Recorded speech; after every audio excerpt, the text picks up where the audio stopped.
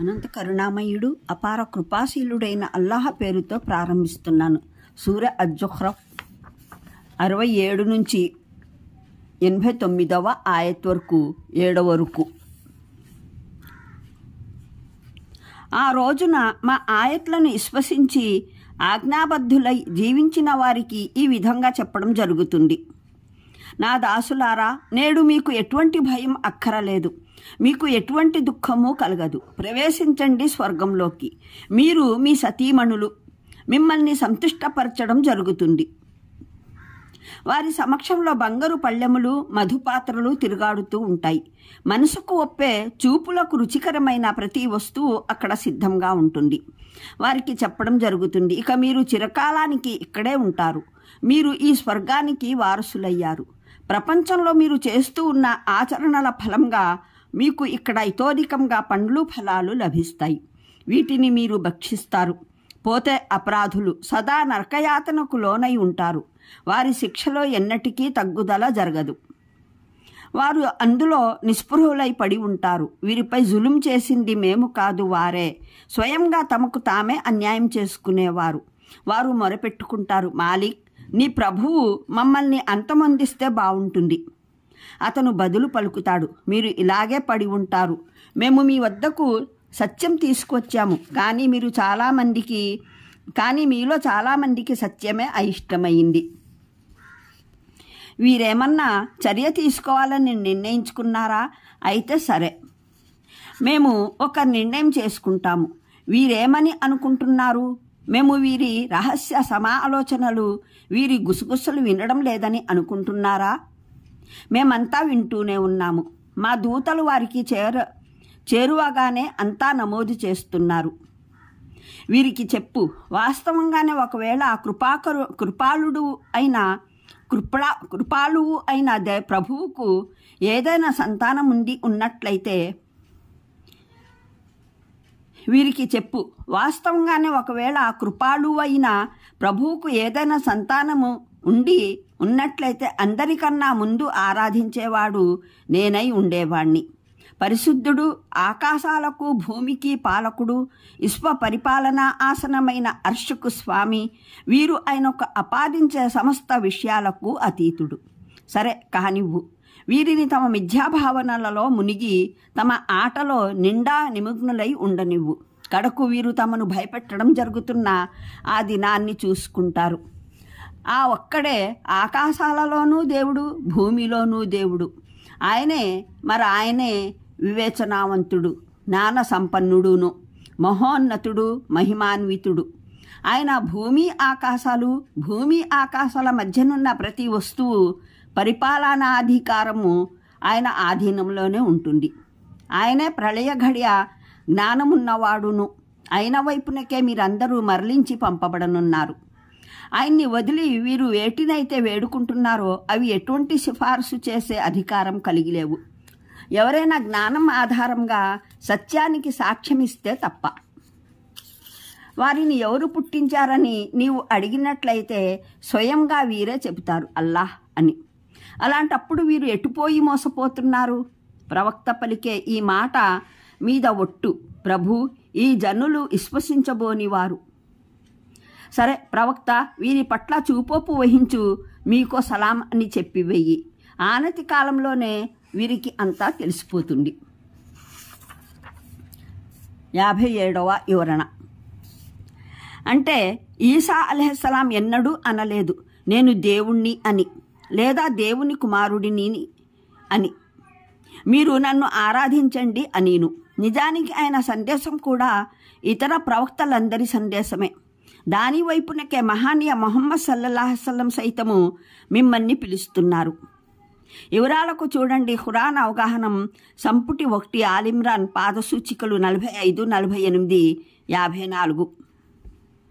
సంపుటి 2 అన్నిసా పాదసూచికలు 212, 213. ఆయట్లు 172, 173.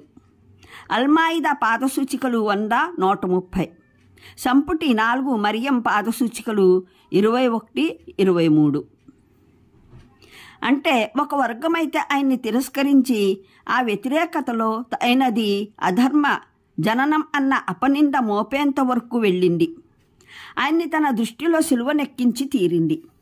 మరో వర్గమైతే ఆయన నమ్మకంలో అంతులేని అతిశయానికి పోయి ఆయన్ని దేవుని కుమారునిగా చేసివేసింది.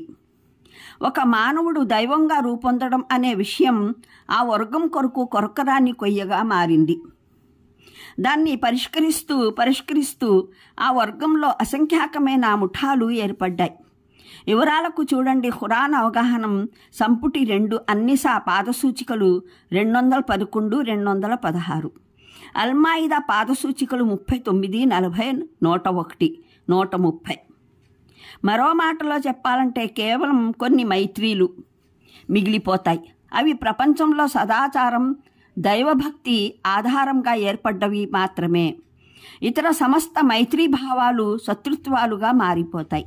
నేడు అపమార్గంలో అన్యాయం, అత్యాచారాలలో, అపరాధాలలో ఒకరికొకరు సన్నిహిత మిత్రులు, సహచరులు అయిన వారంతా రేపు ప్రళయ దినాన పరస్పరం ఒకరిపైనొకరు నిందలు మోపుకుంటూ తమను కాపాడుకునేందుకు ప్రయత్నిస్తూ కానవస్తారు. ఈ విషయం దివ్య ఖురాన్లో మాటికి పలు చోట్ల ప్రస్తావించబడింది.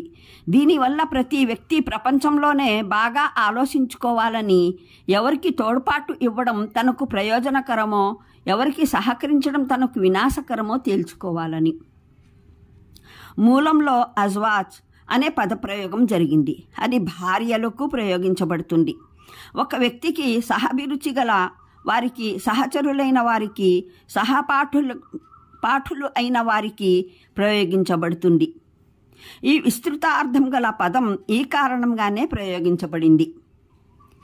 దీని భావంలో ఉభయ వర్గాలు చేరిపోవాలని, విశ్వాసులైన భార్యలు వారికి తోడుగా ఉంటారు. వారి విశ్వాసులైన మిత్రులు సైతం వారికి స్వర్గంలో సహచరులై ఉంటారు. మాలిక్ అంటే భావం వచనా సందర్భాన్ని బట్టి నర్క ద్వారపాలకుడు అన్నది. అంటే మేము వాస్తవికతను మీ ముందు తెరిచిపెట్టాము, కానీ మీరు వాస్తవికతకు బదులు కథలనే ఇష్టపడ్డారు. సత్యం మీకు ఎంతో అయిష్టమైందిగా ఉండేది. ఇక మీ ఆ తెలివిలేని ఎన్నికకు పరిణామం చూసుకుని ఎందుకు తల్లడిల్లిపోతారు? ఇది నరకానికి ద్వారపాలకుడైన వాని సమాధానంలోనే ఒక భాగము కావచ్చు. అది మీరు ఇలాగే పడి ఉంటారు వరకే ముగిసిపోవడం కూడా సాధ్యమే. ఈ రెండవ వాక్యం అల్లాహ్ తానే ఫుర్మాయించడం కూడా సాధ్యమే. మొదటి మాట నిజమైతే ఆ ద్వారపాలకుడు మేము మీ వద్దకు సత్యం తీసుకువచ్చాము అని అనడంలో గల భావం ప్రభుత్వాధికారి ఎవరైనా ప్రభుత్వం పక్షాన మాట్లాడుతూ మేము అనే పదం పలికే విధంగానే ఇది అయి ఉంటుంది. ఉద్దేశం మా ప్రభుత్వం ఈ పని చేసింది, ఈ ఆదేశం ఇచ్చింది అని చెప్పడం వంటిది. దైవ సందేశహరులకు వ్యతిరేకంగా ఏదైనా నిర్ణయాత్మకమైన చర్య తీసుకోవాలని ఖురేష్ నాయకులు తమ రహస్య సమావేశాల్లో జరుపుతున్న సంప్రదింపులకు ఇది సంకేతం. అనంత కరుణామయుడు అపార కృపాశీలుడైన అల్లాహ్ పేరుతో ప్రారంభిస్తున్నాను. సూర అజ్-జుఖ్రఫ్ 67 నుంచి 89వ ఆయత్ వరకు 7 వరకు. ఆ రోజున మా ఆయత్లను విశ్వసించి ఆజ్ఞాబద్ధులై జీవించిన వారికి ఈ విధంగా చెప్పడం జరుగుతుంది. నా దాసులారా, నేడు మీకు ఎటువంటి భయం అక్కరలేదు, మీకు ఎటువంటి దుఃఖము కలగదు. ప్రవేశించండి స్వర్గంలోకి. మీరు మీ సతీమణులు మిమ్మల్ని సంతుష్టపరచడం జరుగుతుంది. వారి సమక్షంలో బంగారు పళ్ళెములు, మధుపాత్రలు తిరుగాడుతూ ఉంటాయి. మనసుకు ఒప్పే, చూపులకు రుచికరమైన ప్రతి వస్తువు అక్కడ సిద్ధంగా ఉంటుంది. వారికి చెప్పడం జరుగుతుంది, ఇక మీరు చిరకాలానికి ఇక్కడే ఉంటారు. మీరు ఈ స్వర్గానికి వారసు.